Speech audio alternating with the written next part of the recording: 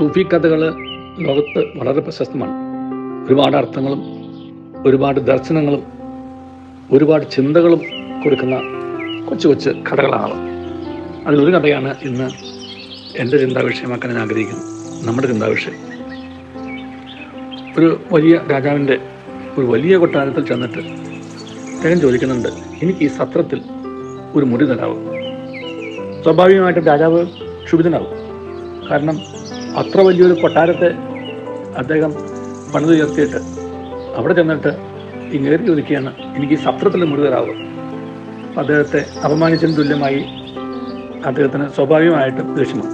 അദ്ദേഹം വളരെ കുപിതനായി ഇദ്ദേഹത്തോട് ചോദിച്ചു, ഈ വലിയ കൊട്ടാരം കണ്ടിട്ട് നിങ്ങൾക്ക് എങ്ങനെ ഇതിനൊരു സത്രം എന്ന് വിശേഷിപ്പിക്കാൻ സാധിച്ചു? നിങ്ങൾ എന്നെ മനഃപൂർവ്വം കളിയാക്കുകയായിരുന്നു.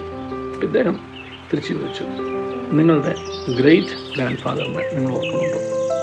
അദ്ദേഹം പറഞ്ഞു, ഞാൻ കണ്ടിട്ടില്ല, പക്ഷെ ഞാൻ കേട്ടിട്ടുണ്ട്. അദ്ദേഹം എത്ര നാൾ ജീവിച്ചത്? രാജാവ് പറഞ്ഞു, അദ്ദേഹം 76 കൊല്ലം. ഒരു കണക്ക് പറഞ്ഞോളൂ, ഞാൻ കൃത്യമായിട്ട് മറന്നുപോയി. 76 കൊല്ലം ജീവിച്ചു. നിങ്ങൾ ഗ്രാൻഡ് ഫാദറെ നിങ്ങൾ കണ്ടിട്ടുണ്ട്. എത്ര നാൾ അദ്ദേഹം ജീവിച്ചു? അദ്ദേഹം ഇതുപോലെ 80-85 വയസ്സ് മറ്റു ജീവിച്ചു. നിങ്ങളുടെ ഫാദർ ഈ കൊട്ടാരത്തിൽ വസിച്ചിട്ടുണ്ട്. പറഞ്ഞു, എൻ്റെ ഫാദർ ഈ കൊട്ടാരം ഞാൻ പണിയുന്നത് കണ്ട് അതീവ സന്തുഷ്ടനായിരുന്നു. അദ്ദേഹം ഇവിടെ വസിച്ചിട്ടുണ്ട്. ഇവിടെയാണ് അദ്ദേഹം മരിക്കുന്നത്. എത്ര വർഷം അദ്ദേഹം ഇവിടെ ജീവിച്ചു? ഈ ലോകത്ത് ജീവിച്ചു. അദ്ദേഹം ജീവിച്ചത് 92 വയസ്സ്, 92 വർഷം. അപ്പോൾ അദ്ദേഹം ചോദിച്ചു, നിങ്ങളെന്താണ് ഈ തരം കണക്കുകൾ ചോദിച്ചത്? ഞങ്ങളുടെ രാജപരമ്പരയെക്കുറിച്ച് നിങ്ങൾ വില കുറച്ച് കാണുകയാണ് ചെയ്തത്. മഹാരാജാവിനോട് വളരെ വിനയാനിതനായി പറഞ്ഞു, സത്രം എന്ന വാക്കിൻ്റെ അർത്ഥം വഴിയമ്പലമെന്നാണ്. കയറി ഇറങ്ങി പോകുന്നു. അവിടെ കയറുന്നു, കുറച്ച് വിശ്രമിക്കുന്നു, അല്ലെങ്കിൽ കുറച്ച് ദിവസം താമസിക്കുന്നു, പിന്നെ അവിടെ നിന്ന് പോകുന്നു. മഹാരാജാവിനോട് അദ്ദേഹം പറഞ്ഞു, നിങ്ങളുടെ ഗതിയും ഇത് തന്നെയാണ്. നിങ്ങൾ വിചാരിക്കുക നിങ്ങൾ വലിയ കൊട്ടാരം പണിതിട്ട് നിങ്ങളുടെ ആയുഷ് അനന്തത വരെ വസിക്കുക, അനന്തത വരെ വസിക്കുന്നു. പക്ഷെ നിങ്ങൾക്കും ഒരു സത്രത്തിലെ എന്ന പോലെ കുറച്ച് കാലമേ ഇവിടെ തന്നിട്ടുള്ളൂ.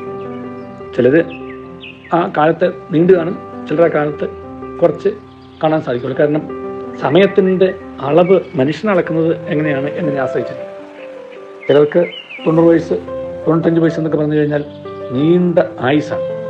ചിലരെ പക്ഷേ സൃഷ്ടാവായ ദൈവത്തെ സംബന്ധിച്ചിടത്തോളം അത് ആ സൃഷ്ടാവിൻ്റെ ദൃഷ്ടിയിൽ ഒരു നിമിഷത്തിൻ്റെ ദൈർഘ്യം പോലും ഇല്ല. അതാണ് സമയത്തിൻ്റെ അളവിൻ്റെ പ്രത്യേകത. സമയത്തെ നമ്മൾ എങ്ങനെ കാണുന്നതിനെ ആശ്രയിച്ചു. അപ്പോൾ നിങ്ങളും ഇവിടെ കയറി ഇറങ്ങിപ്പോകുന്ന ആൾ മാത്രമാണ്. ഏറിയാണ് നിങ്ങളും 100 വയസ്സ് താമസിക്കും. ഇനി അടുത്തത് നിങ്ങളുടെ പിന്നാലെ വരുന്ന തലമുറക്കാരാണ്. അപ്പോൾ നിങ്ങളിത് സ്വന്തമാക്കി വെച്ചുകൊണ്ടിരിക്കുന്ന, നിങ്ങളുടേതെന്ന് കരുതുന്ന ഇത് നിങ്ങളുടേതല്ല. നിങ്ങൾക്കിത് കൊണ്ടുപോകാനും പറ്റില്ല. രാജാവ് കുറച്ച് നേരം ഗാഠമായി ഇതിനെക്കുറിച്ച് ചിന്തിച്ചു. ഈ പണ്ഡിതൻ പറഞ്ഞ കാര്യങ്ങളെക്കുറിച്ച് കൂടുതൽ ചോദിച്ചും മനസ്സിലാക്കി.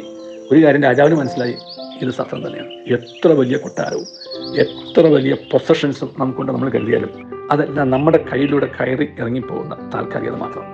അല്ലെങ്കിൽ തൽക്കാലത്തേക്ക് നാം കൈവശം വെച്ചിരിക്കുന്നത് മാത്രമാണ്. പിൽക്കാലത്തേക്ക് നമ്മൾ അതിവിടെ നിന്ന് ഇട്ടിട്ട് പോകും. അപ്പോൾ കുറച്ചു കാലം നമ്മുടെ കയ്യിൽ ഇരിക്കുന്നുവോ, അല്ലെങ്കിൽ കുറച്ചു കാലം മാത്രം നമ്മൾ ഉപയോഗിക്കുന്നുവോ, കുറച്ചു കാലം നമ്മൾ അനുഭവിക്കുന്നതായ കാര്യത്തെക്കുറിച്ച് എന്തിന് നമ്മൾ ഇത്ര വലിയ ആശങ്കപ്പെടുന്നു, ഇത്ര വലിയ അസ്വസ്ഥതകൾ ഉണ്ടാക്കുന്നു, ഇത്ര വലിയ കോലാഹലങ്ങൾ ഉണ്ടാക്കുന്നു, കേസുകൾ ഉണ്ടാക്കുന്നു, വഴക്കുകൾ ഉണ്ടാക്കുന്നു? നമുക്ക് ആർക്കും ഇവിടെ ശാശ്വതമായ ഭവനമില്ല. ശാശ്വതമായ ഭവനം ഇവിടെ അല്ല എന്ന് തിരിച്ചറിയുമ്പോൾ ഈ താൽക്കാലിക ഭവനത്തിലെ വാസത്തെക്കുറിച്ചും ഈ താൽക്കാലിക വാസത്തിലെ സന്തോഷങ്ങളെക്കുറിച്ചും ഈ താൽക്കാലിക വാസത്തിൽ നാം കെട്ടിപ്പടുക്കുന്ന അല്ലെങ്കിൽ വാരിക്കൂട്ടുന്ന അല്ലെങ്കിൽ പിടിച്ചു പറിച്ചെടുക്കുന്ന കാര്യങ്ങളെക്കുറിച്ചൊക്കെ ചിന്തിക്കുമ്പോൾ നമുക്കൊരു കാര്യം മനസ്സിലാക്കാൻ സാധിക്കണം, ഇത് എന്തിനു വേണ്ടി, ആർക്ക് വേണ്ടി? ഞാൻ ഒരു സത്രത്തിൽ മാത്രമാണ് തിരിച്ചത്. ആ തിരിച്ചറിവ് നമ്മെ നന്മയിലേക്ക് നയിക്കട്ടെ, സ്നേഹത്തിലേക്ക് നയിക്കട്ടെ, അനുരഞ്ജനത്തിലേക്ക് നയിക്കട്ടെ, ക്ഷമയിലേക്കും ഒരു കൂട്ടായ്മയിലേക്കൊക്കെ നയിക്കട്ടെ. നമ്മൾ ഇവിടെ ഈ ലോകത്ത് ഒരു സത്രത്തിൽ മാത്രമാണ്. കുറച്ച് നാളായി നമ്മളിവിടെ ഉണ്ട്. അധികം വൈകാതെ നമ്മളിവിടെ നിന്ന് പോയേ മതിയാകും. അത് മുന്നിൽ കണ്ടുകൊണ്ട് ജീവിക്കാൻ നമുക്ക് കഴിയട്ടെ.